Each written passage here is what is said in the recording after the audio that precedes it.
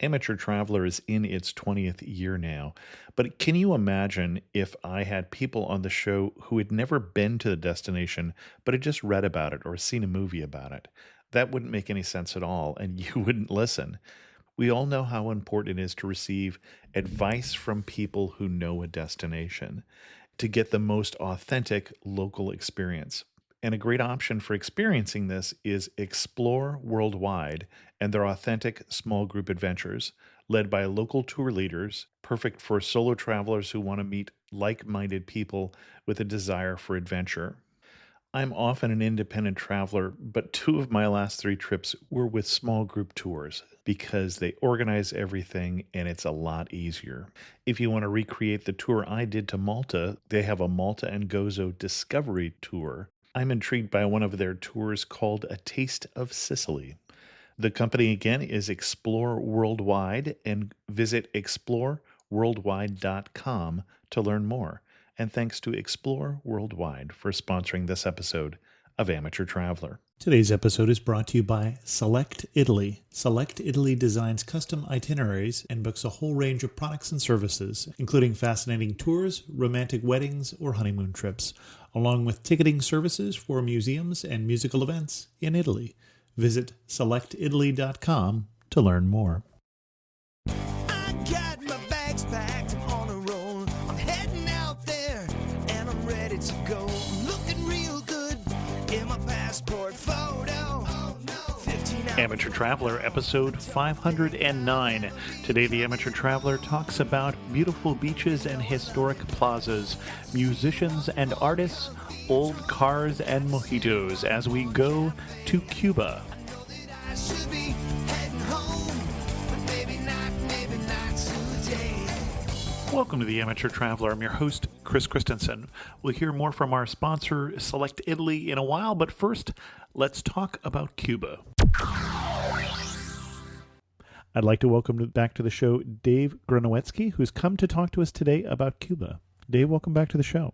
Great to talk to you again, Chris. And I say welcome back to the show. Those of you who are longtime listeners may recognize his voice as being on a couple episodes we've done, well, 3 episodes we've done, one on India, one on Iceland, and one on the Nakasendo Trail in Japan. But today you're talking about someplace that is really in the news a lot, which is Cuba, which is all opened up and easy for Americans to go to again, right? Well, not quite the case. I think because it's in the news, everybody thinks that. But Right. The interesting thing is that Cuba still is the only country in the world that's off limits to U.S. tourists. So you can't go there as a tourist. You can only go there for something called purposeful travel. They can make that look a little bit like tourism, though. So you have to be part of 12, I think, categories of special visitation that allows you to go to Cuba. So it's if you're in a sports delegation or a delegation of the arts or something like that, that's one way to do it. But I did it on what's called a people-to-people program.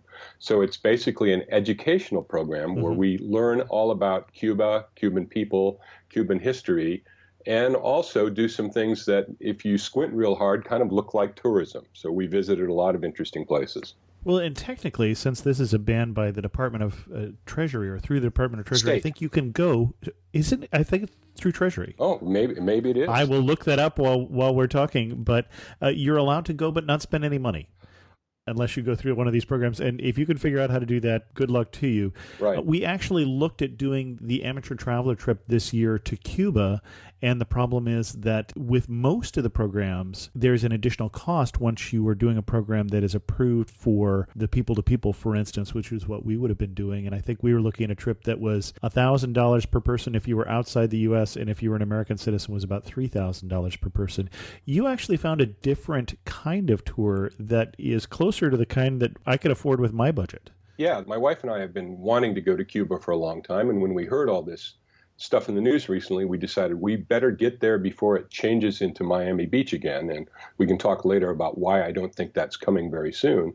But we looked at the same kind of tours you did, saw they were $3,000 or $4,000 for a week, And just randomly, I subscribed to a lot of travel-related email sites and websites, and I got one for a cruise that goes around the island of Cuba. It's this 8-day, 7-night cruise, as they call it, and it stops in 5 or 6 places. And it's a people-to-people certified program, and it came in at about $1,100 or $1,200 a person, including everything, including tips, including drinks, including all the tours and everything else. You just had to get yourself to Montego Bay, Jamaica. That's where it started and ended. And who was running this particular cruise? Well, the cruise company was called Celestial Cruises. But most of the people on the boat were not Americans. They were coming from a lot of Canadians, a lot of Europeans who have been coming to Cuba for a long time because they don't have the same restrictions we do. But there was a subgroup on that boat run by a company called Legendary Journeys, who was the tour operator and put us on the boat with the rest of the people. So we had kind of a parallel universe that we were living in while the rest of the people were on a standard cruise around the island of Cuba.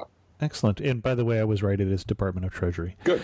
So tell us more about your itinerary and what your impressions are of Cuba now that you have had a chance to go. Sure. So the itinerary was pretty simple. We went counterclockwise around the island. We left from Montego Bay.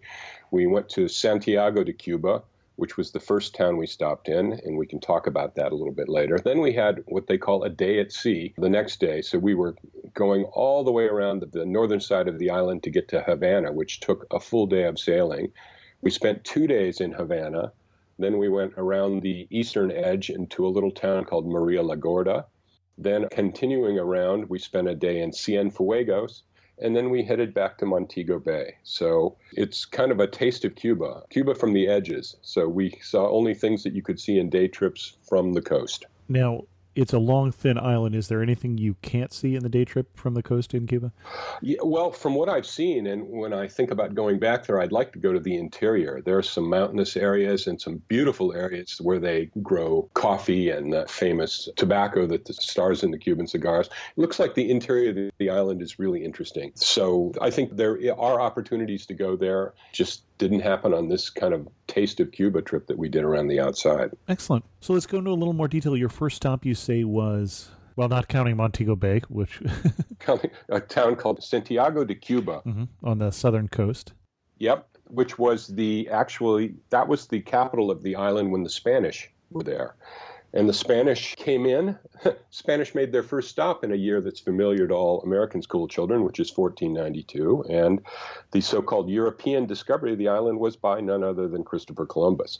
And so it was a Spanish colony for quite a few centuries after that. And Santiago de Cuba was the place that was the capital of it in those days. And so it's a very scenic and quaint little town. I don't know how little it is. Havana has 2 million people, and this is substantially smaller. It's famous for a number of things. One is that it has the famous San Juan Hill, where Teddy Roosevelt and the Rough Riders ran up to liberate the island, which is in high dispute. The Cubans don't believe that the Americans were required to end the Spanish-American War. In fact, they call it the Spanish-Cuban-American War. But the U.S. did come in at the end of a long conflict and kind of ended things in 6 or 8 weeks, from what I understand. The Cubans were not that happy to have that intervention, especially since the Americans and Spain negotiated Cuba's future without involving Cuba in the process. So it's very hard to talk about Cuba without kind of diving in the politics. I'll try to not do that. I think of this more as history than politics. But we did visit San Juan Hill. So that was where, again, the battles that the Rough Riders were involved in occurred. And we also visited another really interesting and famous place for the Cuban people, a place called the Moncada Barracks, which were a barracks that the Cuban army under Batista had an outpost. And this was the place which Fidel Castro mounted his first attack on the Batista government. And it was in 1953. And basically, he got slapped. It was a very unprepared battle to mount at that point. And a number of the Cuban freedom fighters were killed, and Castro and a number of people went to jail for quite a while. And that was in 53. But that was the start of the Cuban Revolution. They called this whole area the cradle of the revolution, even though it was kind of an inauspicious start. And what did you see in Santiago these days? The barracks were still there. Hmm. We went to the barracks. It's been preserved as a museum of the revolution now, and the walls are pockmarked with bullet holes and all the rest of it. The old town is quite beautiful and seems to be in much better repair than much of Cuba that we saw. There are many pedestrian avenues that you can walk around in kind of beautiful, very colorful shops. San Juan Hill has been preserved as a memorial with a number of plaques and cannons up there guarding it's clear that it's the high point of the area in terms of military access. It is the high ground. We also saw a beautiful square called Cespedes Square, which is kind of all the major Cuban towns are built around a cathedral in a beautiful square, and this was no different. But we enjoyed kind of a morning tour on a bus and then walking around the town for the rest of the day. One of the things that we were a little bit surprised at, just because we're Americans that came in with some preconceived notions, is that there were no restrictions on us at all. We went wherever we wanted and talked to whoever we wanted. We were told that the one thing to be careful was to not take pictures of soldiers or policemen without their permission, which seems like a pretty good idea most places. So Yeah, I think that's not a bad idea. Even in the U.S., I wouldn't necessarily do that. yeah. But this was the first place that we encountered the money, which was interesting. They have two forms of currency there. The Cuban peso, which is what regular Cuban folks use. And then they have another thing called a CUC, which is a Cuban convertible peso. And that is tied at a 1-to-1 to the U.S. dollar. So dollars aren't allowed there, but they have something that's a faux dollar. The problem is that if you bring euros or Canadian money, you can exchange those for kooks at a 1-to-1 U.S. dollar ratio. But if you bring U.S. dollars, you get charged a 13% penalty. So my suggestion is if you're a European traveler and have an envelope full of euros, that's what you should bring there because you'll get essentially 10% better exchange rate on your money. But all the shops will take both kooks and pesos, and I think one of the little games that you also need to pay attention to is that the Cuban peso is pegged at 24 to the kook. So a lot of prices are listed in pesos, and if you pay in kooks, you've just given them a 24 times upgrade on their pricing. Now, you mentioned, for instance, bringing an envelope of cash. One of the things that's changing rapidly is how connected Cuba is to the rest of the world. Cell phone systems, banks, credit cards, ATMs. At the time that you were there, I'm guessing you were not able in general to get money out of ATMs? Yeah, there are no ATMs that will service a U.S.-based credit card. That's still in place. Although it's changing, as my understanding is, it's coming. So by the time you listen to the show, if you listen to it a year from now, read up because that may indeed have changed. I know cell phones, for instance, is just changing. One of the U.S. carriers has announced they're going into Cuba, at least in the roaming agreements. Yeah, that is indeed the case. Let's take a break here and hear from our sponsor, who is Select Italy. Select Italy is the ultimate source for travel to Italy and offers a wide array of superior Italian travel products and services, including customized itineraries, fascinating tours, romantic wedding or honeymoon trips, unique and fun culinary classes, yacht charters, transportation, hotel reservations, villa bookings, tickets for museums and musical events, and more. Anything and everything you need for optimum travel to Italy is possible with Select Italy. Their helpful travel planners in Chicago, New York, and Shanghai are always ready to give the best advice on when and where to visit, while the Florence support staff is there to help should you need anything while you are in Italy. Always eager to introduce their clients to great new destinations, the company has expanded its offerings and travel services to the Balkans with the launch of Select Croatia. Visit selectitaly.com and selectcroatia.com. And thanks to Select Italy for sponsoring Amateur Traveler. Internet is another interesting thing. So essentially, you don't find internet in a coffee shop or in a hotel. There are some public squares in each major town where there are state-sponsored wireless internet, and you have to buy a scratch-off card, which gives you access to it. Luckily, we could always pop back onto our ship and get the internet in order to get those valuable emails that we just can't seem to live without when we're on holiday. But finding internet on the street is not something that you should expect to happen. Okay. One other interesting thing is that the government of Cuba requires you to have several forms of insurance when you arrive. One is you have to have a specific health insurance policy that they direct you to, which cost us $49 a head, which is a health insurance policy. regardless of whether you can show them you have health insurance. And you have to have a travel insurance policy that will get you out of the country should all else fail. So those are things that you need to show.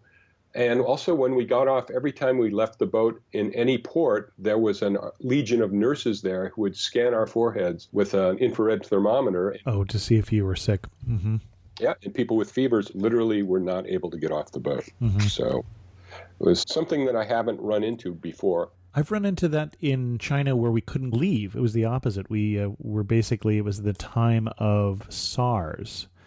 And they didn't put a thermometer on you, but they walked you in front of a thermal detection screen. And basically, if you were showing as hot, you were isolated. You were not allowed to go anywhere. Yep. So this was interesting that we would parade past a bunch of nurses. And we always had to have our Cuban identity card and our passport with us at all times. And those had to be shown. Every port was a new entry into the country, essentially. So you had to go in and out that way. The other thing that's interesting is that we have a letter from the people-to-people agency that handled all this that we are instructed to carry with us for the next 5 years whenever we travel. If you have to explain why you were showing up as having been in Cuba, that this is your get-out-of-jail card. My take is, from at least the current administration, you probably don't need it. Of course, that could all change in November, because I think the Obama administration has already announced pretty much they don't care, but they obviously can't change the law. So they can change some of the enforcement, but not the law. Yeah, that's an interesting thing. And when we get to Havana, I'll talk to you a little bit about the fact that we actually got to meet with the former Cuban foreign minister and with the U.S. ambassador to Cuba, who's not really an ambassador yet. He's the chargé d'affaires, but is referred to as the ambassador, and got some interesting insight about what's coming. But before we get there, let's finish up with Santiago. A couple questions. You mentioned that Santiago was in a little better state, which sort of begs the question. I think a lot of us who have looked into going to Cuba, we've heard about the old cars that they still have. We've heard that a lot of Cuba could use, a new coat of paint.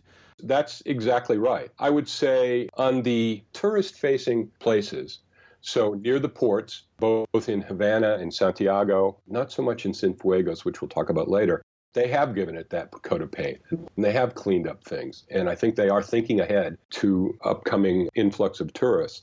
But once you get several blocks deep into the cities, it's a lot older and in less repair. I would say one of the people there told us that it reminded them of Europe after the war, that there were a lot of stores with no goods in them, a lot of buildings that were in need of repair, and children playing in rubble. And it felt that way.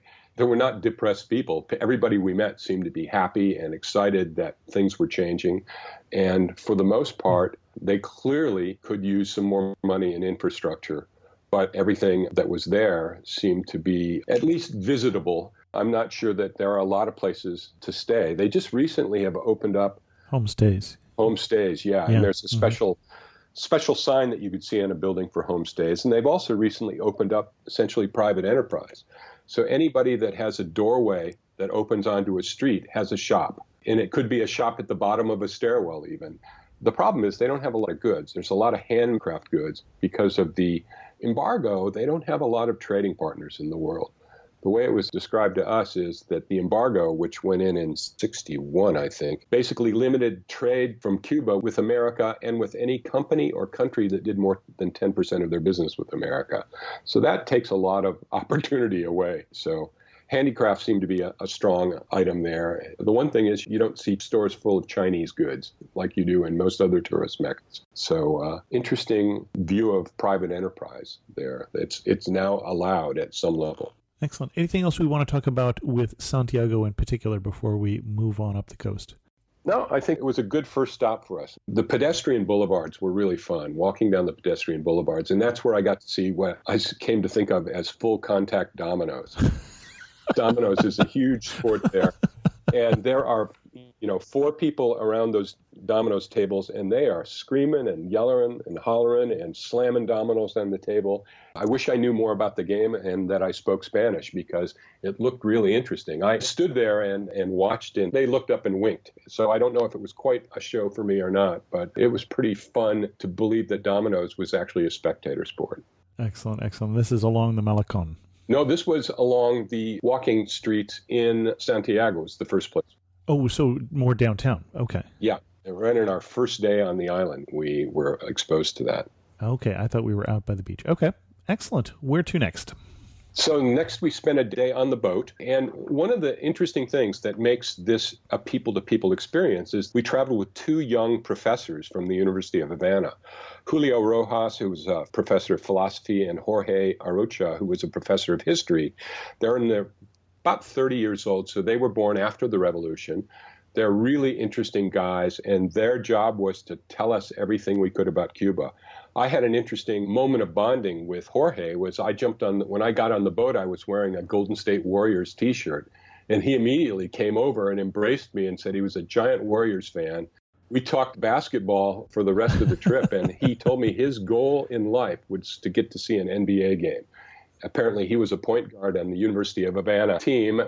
He said he didn't quite have the skills of Steph Curry, but he certainly enjoyed what he could see of the games over there. So we had these two guys with us who every day, depending on the other activities, would present lectures to us, everything from visual arts to cigars to the history of rum, a three-parter on just the history of Cuba from the Spanish to the Revolution, the flora and fauna, musical instruments, just all kinds of stuff. So we really got to know these guys, and they would travel with us during the day also when we went into the city. So we always had some really interesting guys along with us to chat about what was going on. Very friendly, very approachable, very good guys. And I don't have a picture yet for how large the boat was that you were on.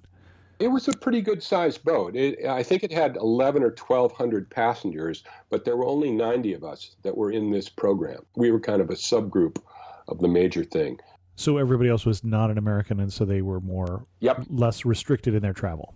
Yep, but the lectures were open to everybody, and we quite often had people that would come in from the other groups because these guys were spellbinders, you know. They really gave us a good intro to things, and they were very clear. They would say it many, many times that you're hearing our side of the story, you know.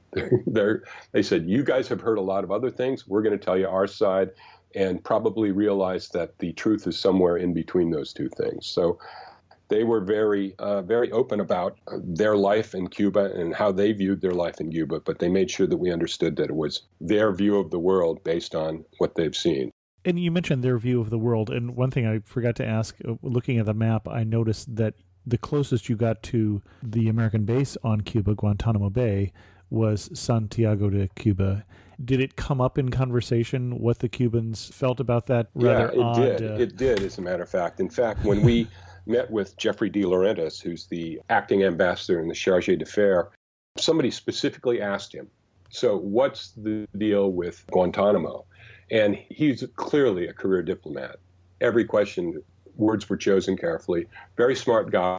This is his third posting to Cuba. And he said, well, here's the interesting thing. For the Cubans, on the Cuban side of the table, the return of Guantanamo is a must. And on the American side of the table, it's not on the table. So that is clearly a bone of contention that's going to have to be sorted out. We did not ask the Cubans about it. We were gently told that having, hardcore political conversations was not good for the Cuban people to do in public. So we didn't push those things. We certainly learned about the history of how that Guantanamo ended up in our hands. Yeah. And it's clear that they would certainly think that this giant chunk of their island, that's foreign property, is definitely a problem. But Ambassador De Laurentiis is the one that really laid it on the line that said, from the American point of view, not on the table. They're clearly shutting down the prison in Guantanamo, but as a base, the U.S.'s idea is that it will remain a base. The Cubans would very much like to see that change. Where to next? Next is Havana, Cuba. And we spent 2 full days and a night parked at the main dock in the center of Havana, which is, 20 feet away from stepping into the city. The very first thing that happened before we got off the boat was we had an 1.5 hour long chat with a guy named Jose Raul Vieira Linares, who was the first deputy foreign minister from the 80s to 90s in Cuba, a very, very interesting guy who was there during the revolution, who was represented Cuba all over the world at different posts. And he was basically talking to us about life in Cuba and the changes that were expected to come out of all of this. And, they're very fiercely proud of their way of life in Cuba. They would like it to have a few more bells and whistles, that would come from open trade. We got the feeling that there is a lot of at least respect for the revolution and for what Castro did, and throwing off the bonds as they have of first the Spanish, then the Americans, and then the Russians came in and were their buddies for a while, and then they left them high and dry. So they're very resilient people. And Deputy Foreign Minister Linares was a very interesting voice in this whole thing. He was one of the educated people that when Fidel took over, this was a story I really liked, that Fidel decided that an educated populace was what was needed. And he sent 250,000, I believe this is the number, young people into the hills to bring literacy to Cuba. And they quite literally went from a literacy rate of like 8 to 10% to over 90% in the course of 18 to 24 months. So it was a very incredible public works program. Again, this is what we were told by our young professor friends, but Linares was one of the guys that was actually involved in that. He and his wife went out to the field and did that sort of stuff. So quite interesting. Well, and the interesting thing is to put that in the historical context is as communism or socialism, depending on where you put them on a scale, came into other countries, into Canada, but you didn't know that, into China or into, Cambodia would probably be the worst examples of where the opposite happened, where there was a backlash against those people who were educated, Vietnam as well. And at the time, this is going on where they're trying to get a higher education rate at the same time that some of the other countries that are in what we as Americans would say the same part of the social spectrum were doing the exact opposite. So yeah, it's quite an impressive feat. Oh, I think that just goes to show that things are always a little more complicated than you think. Yep, so. Absolutely. So our first day in Havana, we had about a 3-hour walking tour in the morning that started at the ship and went through several of the beautiful squares around town. And again, this being close to the water and being close to where the tourists came, this was all very, very beautiful territory. Beautiful kind of Spanish colonial buildings, several big cathedrals in beautiful open Spanish-type squares, lots of music being played in the street and in the clubs, lots of places claiming that Hemingway drank there. It may be true, too. Which may be true. There clearly is a Hemingway industry that's being built up in Cuba, and we, as I hate to say tourists, but people on a people-to-people program, we felt it necessary to have a mojito in several of these places, and it's fun. There's a lot of Hemingway walls with pictures of him, Hemingway dined here, that sort of thing. You look at Cuba and think of it 50 years ago, and it seems like that would have been a pretty good place for a hard-drinking author to live. Nice weather, nice people, and tropical drinks. Hard to go wrong for a guy like Hemingway. And he is an industry, and it's fun to get around and see some of the places. I'm now actually motivated to pick up some of the older Hemingway books. In fact, there's also a Graham Greene book about Cuba that looks like a lot of fun. So I'm anxious to do it. But it was basically a day of walking. But you were just doing the drinking for educational purposes, really what I was hearing. Absolutely. The people-to-people to mojito tour. We spent the day walking around in both a morning session and an afternoon session, walking around town and seeing the Cuban people at work and at play, talked to a number of the merchants. The foreign minister told us that they are having to learn all kinds of new things. They don't know how to promote themselves. He was just amazed that he went to a business and they had a brochure. He had never seen a brochure before for a business in Cuba. They're basically having to learn all of the dirty habits from the U.S., and self-promotion apparently is one of them. So it was really fun. Like I said, beautiful squares, beautiful neighborhoods. And as you get a little farther away, I think you start to feel a little bit more of the real Cuba. The narrower streets, the slightly less kept cars and businesses, but everybody has a wrought iron balcony. People and laundry are out on the balconies at all times. People are very friendly. My wife and I did a lot of hiking around without the group. There are some areas that I think in other parts of the world would have made you uncomfortable, but there it seemed very kind of open and friendly, and people were welcoming and would ask us where we were from. And we learned many years ago, usually when somebody asks us where we're from, we would say California rather than the USA. Sometimes they don't like the USA, but everybody likes California. So that's a trick we learned years ago. But here, people were fine talking about, America, and they would want to know what we thought of Cuba. And so we would tell them we think it's beautiful, the people are nice, the food is interesting. What's really interesting about Cuba is that it's just such a mixture of all kinds of ethnicities and accents and skin color and food. There were the original Indians that inhabited the island. Mm-hmm. I think they're called the Taínos. Mm-hmm. And then the Spanish came in, and then slaves were brought in from Africa to harvest the crops. It's just they've mixed together very, very, seems like in a very peaceful way. And from everything we've seen, it looks like it's a pretty harmonious culture. Again, we're getting the tourist eye view of everything, but it seemed that the mixture has brought out the best in everybody's cultures. Are there any particular sites that really stood out for you in Havana? The big squares, the Plaza de San Francisco, mm-hmm. also the Plaza de Armas was beautiful. There's a big, the Cathedral of Havana is another beautiful square.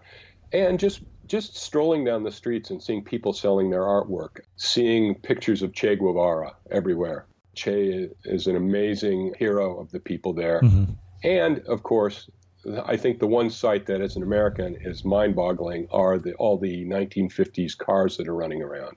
One tour guide had, I thought, the great comment, which was, we don't have mechanics, we have magicians.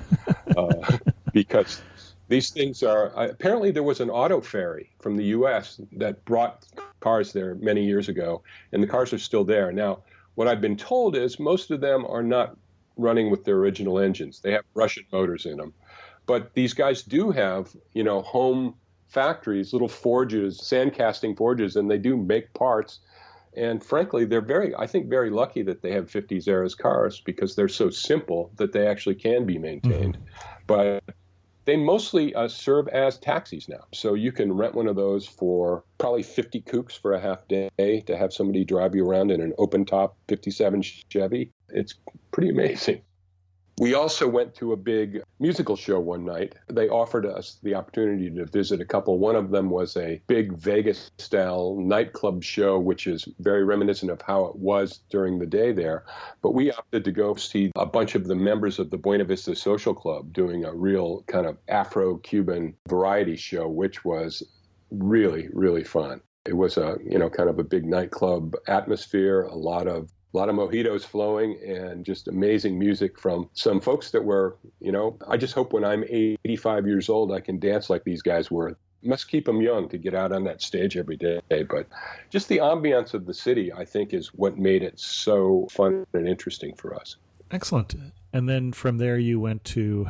From there, we had basically a beach day, which I suppose is required on a cruise ship. Sure. So we're scuba divers, so we signed up for a scuba trip. I desperately wanted a Scuba Cuba T-shirt, but they didn't exist. You make those, I'm sure. I'm sure there's an opportunity for that. So that was basically a beach day. Some people took an opportunity to visit a huge national park that was over in that area at Maria LaGorda. We opted for the scuba diving and then got back on the boat and headed to our last stop of the trip. Before you get back on the boat, you've scuba dived in many places. How was the scuba diving? Well, you're going to cause me to have confession time here. That's what I was afraid of. I came down with a virus. Uh-oh. And I actually couldn't clear my ears. So my dive was about 20 feet deep while my wife actually got down with the rest of the group and had a great dive. She said it was a very nice dive, what they call a wall dive. So she was hovering along the wall. It's supposed to be very beautiful there. I totally regret that I had to abort my dive, but there was really no way it could go on. But Vicky had a great dive and said it was beautiful. Didn't see a lot of big animals or any spectacular sea life, but just beautiful, clear, very, very blue water. Okay, excellent. So our last stop before heading to Montego Bay was a town called Cienfuegos. And Cienfuegos felt a little bit more as an industrial town than some of the ones we'd been before. It was an area where very central to the tobacco and sugarcane production in the olden days, and it's much more of a blue-collar town. And so what we visited in Cienfuegos was quite interesting. They have a number of projects sponsored by the Cuban government to try to keep kids on the straight and narrow. We went to a graphic arts collective where local artists get together, work on their artwork, and then they have printing presses to do offset printing and also screen printing. And what they do 2 days a week is have a group of kids with Down syndrome come in there, and they're given exposure to art, and they've had talked to several kids that had been going there for 10 years or so. And it's a very bright spot in their day in this otherwise very workaday town. So that was fun. And then we went to another neighborhood where they had created another artist collective, but it was for art and music. And we visited, it was an area where there were a number of Cuban equivalent of gangs of kids that have now, according to what we were told anyhow, been brought into the world of art and music. And there was kind of a street fair going on when we got there, and it was a lot of music, a lot of really interesting art. I mean, art is very central to the Cuban experience. We visited the National Art Museum and saw not only classical Cuban art, but very much contemporary art. And I think that they're keeping up with the rest of the world in their artistic abilities. So Cienfuegos was a little bit more of a workaday town, although there was a beautiful big square there, like there is everywhere, a big cathedral, and also a huge theater that was built there many, many years ago that holds almost 1,000 people and looked like a classical European opera house on the inside. So there's surprises around every corner in Cuba. Excellent. Speaking of surprises, your biggest surprise with Cuba? One of the things that I was surprised was that because they don't know anything about promotion, when we were in Havana walking around looking for a place to eat lunch, there are young men, hawkers trying to get you to come into their restaurant. And I kind of was joking around with this one guy, and I said, "So is this food really good?" And he said, "Well, it's not the best, but it's pretty good," which I thought was that's the Cuban promotion. So, and we had lunch there, and I would say he was right on the money.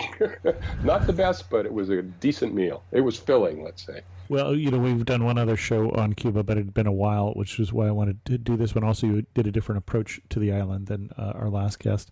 But I know that one of the quotes that came out of that one was that they say that the first 3 casualties of the revolution were breakfast, lunch, and dinner.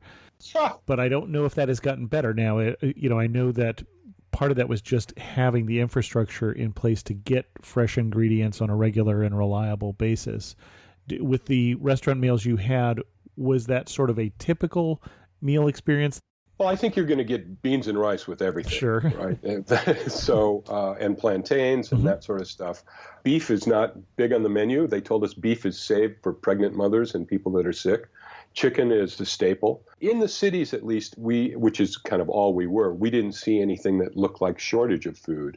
Although wages there are amazingly low. So these professors make $24 a month. But everybody in Cuba is given a ration book, which they can use to pay for the requirements of life. So I think nobody's starving, but I think also nobody's doing all that well, at least among the common folk. We had a number of meals and everything seemed to be fine. Nothing extravagant, that's for sure. And we ate at private restaurants, so not state-run restaurants. I'm not sure how you tell the difference, although in looking at the bill, there was a special charge on there that when I showed it to our guide, she said, "Oh yeah, that's a private restaurant." That's how you can tell that they slap a service charge on, which apparently is not part of the state-run restaurant de rigueur. What was the prettiest spot that you were in Cuba? Yeah, I think the Plaza de Nuevo, which is in Havana, it's the biggest of all the plazas. Everything is very well maintained around it. There was also an art exhibit of kind of 6-foot-high chihuahuas that each been painted by a different artist. We saw something like that in San Francisco where they did it with hearts. Sure, San Francisco had hearts, Chicago had bulls, San Jose had sharks, but chihuahuas was not what I was expecting. Yeah, and it just made it very colorful and very beautiful. In the redeveloped areas, the colorful streets are just what you want Cuba to be. And it's in stark contrast to some of the other neighborhoods where it's a bit more drab, but still, I think the big plazas and the Plaza de Nuevo was probably my favorite. What time of year was your trip? I don't think I caught that. No, it was just in February of 2016. So okay, it was just, back a few weeks ago. Yep. And this was a good time of year to go? Well, it was beautiful for us. It was not too hot, and there was no rain at all. So for us, it turned out to be a beautiful trip. We were expecting more rain, but it didn't happen. That pesky weather pattern seemed to be changing everywhere, and we got caught in a good batch of weather in Cuba. Excellent. One warning you would give.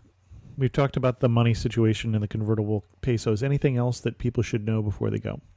Well, unless you're on a ship, I would say tell the folks back home not to expect daily reports from the trip, because communication, at least at the time we went, and as you mentioned, it's changing. I think Verizon announced a roaming service coming in very soon. But, it's not a place that communication is easy. So I would think that's the case. And just back to the money, bring something other than dollars if you have them. I know a bunch of people on the trip were better prepared than we were and brought euros. And it's a 10% discount, essentially.